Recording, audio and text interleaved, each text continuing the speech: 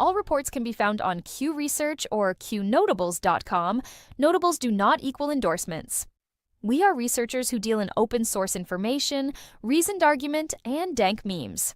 We do battle in the sphere of ideas, and ideas only.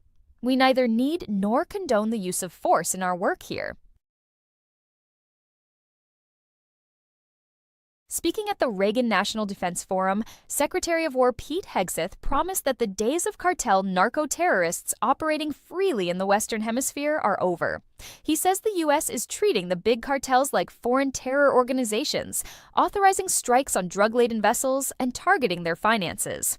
The message is clear. The administration wants Americans to know it is willing to use hard power against the drug trade. Hegseth also pledged to restore unquestioned U.S. military dominance in the Western Hemisphere, saying peace comes only through strength. He pointed to expanded joint exercises, naval patrols, and intelligence sharing with regional partners.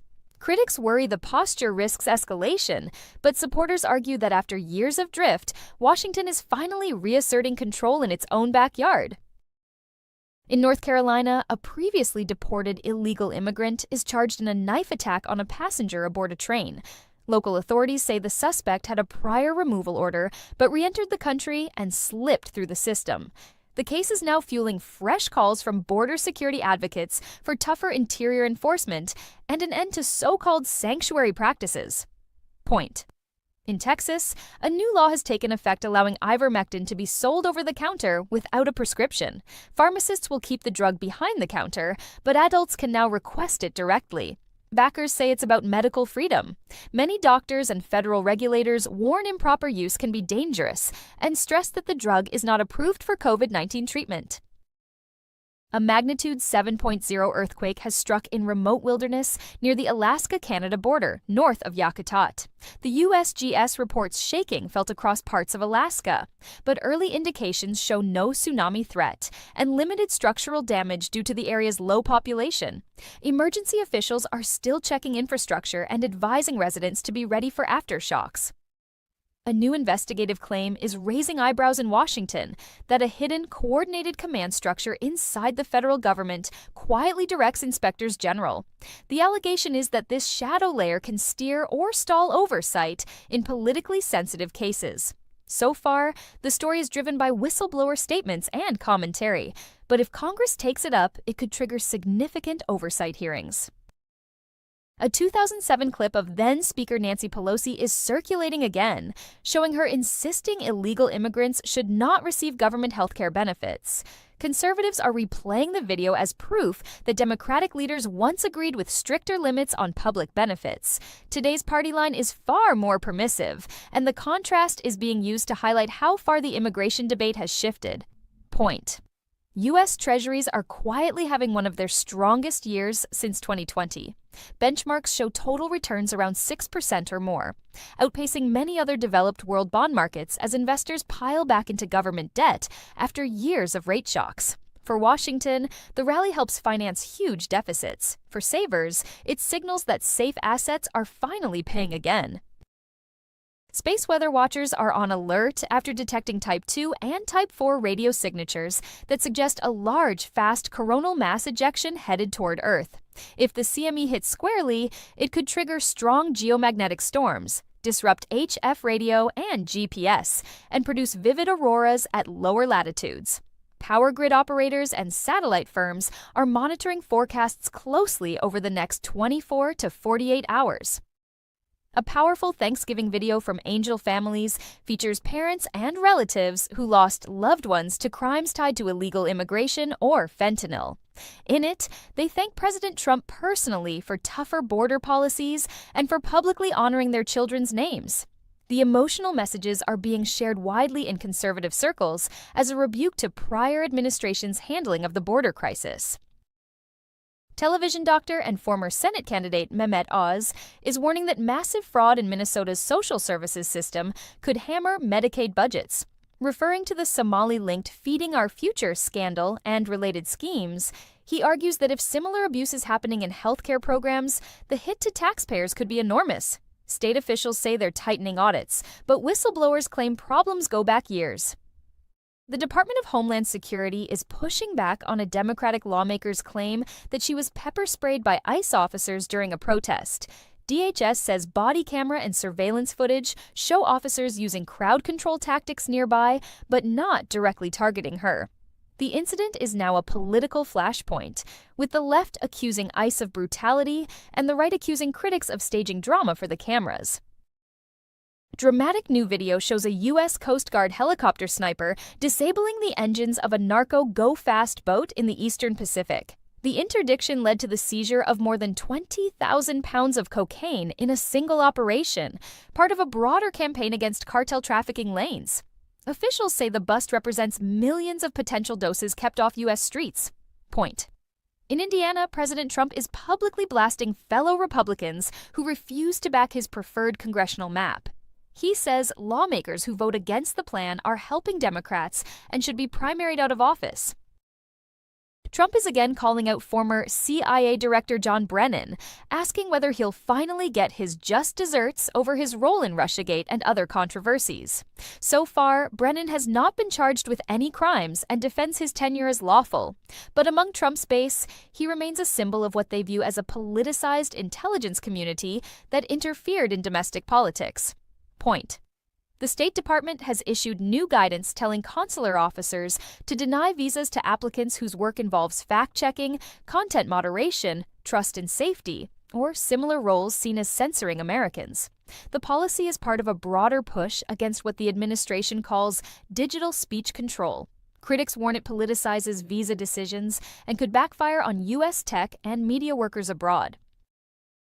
Russian forces have carried out large-scale missile and drone strikes on Ukraine's military and energy infrastructure overnight.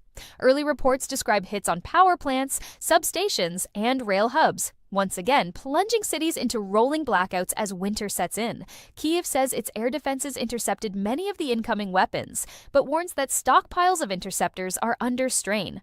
Point. The Justice Department is asking a federal appeals court to dismiss a whistleblower lawsuit alleging serious problems in a Pfizer COVID vaccine trial. Attorneys for whistleblower Brooke Jackson say leaked FDA communications show regulators knew about safety and data issues, including deaths, but pressed forward anyway. Department of Justice argues the case lacks the legal basis to proceed, a move critics call an attempt to shield Big Pharma from scrutiny.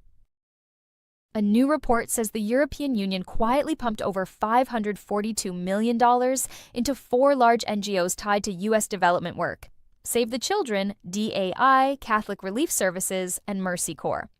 Projects reportedly range from migrant programs to election-related initiatives. Critics call it political interference using European taxpayers' money. Point. Canada's medical assistance in dying program is under renewed fire, as estimates suggest total deaths since legalization may now be approaching 100,000. Official federal reports confirm tens of thousands of MAID cases and double-digit annual growth. Supporters say it offers relief from unbearable suffering. Opponents warn that a right to die is sliding into quiet pressure on the elderly, disabled, and poor. An essay circulating under the title Color Revolution Part 2 claims the CIA is facing internal purges and a crisis of legitimacy after years of alleged involvement in domestic political manipulation. The author argues that the only path to national recovery is to dismantle entrenched security state networks and rebuild accountable intelligence structures. Mainstream outlets dismiss the piece as conspiratorial, but it is gaining traction in dissident circles. Qatar's prime minister says the Gaza truce cannot be considered a real ceasefire until Israeli forces fully withdraw and normal life returns to the Strip. Speaking at a major diplomatic forum, he called the situation a critical moment and urged all sides to move to the next phase of the U.S. brokered peace plan. Mediators warn that without progress on withdrawal and reconstruction, the pause in fighting could collapse. U.S. Citizenship and Immigration Services has announced a new vetting center aimed at tightening screening for terrorists, criminal aliens, and immigration fraud.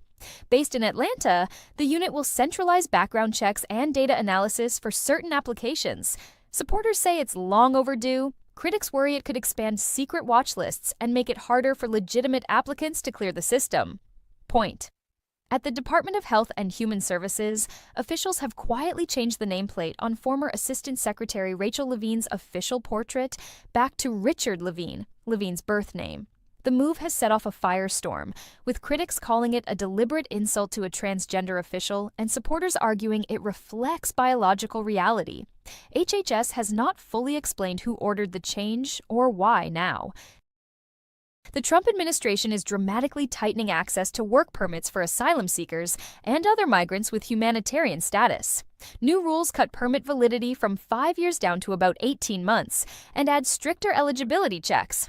The White House says it's closing loopholes that encouraged abuse. Point.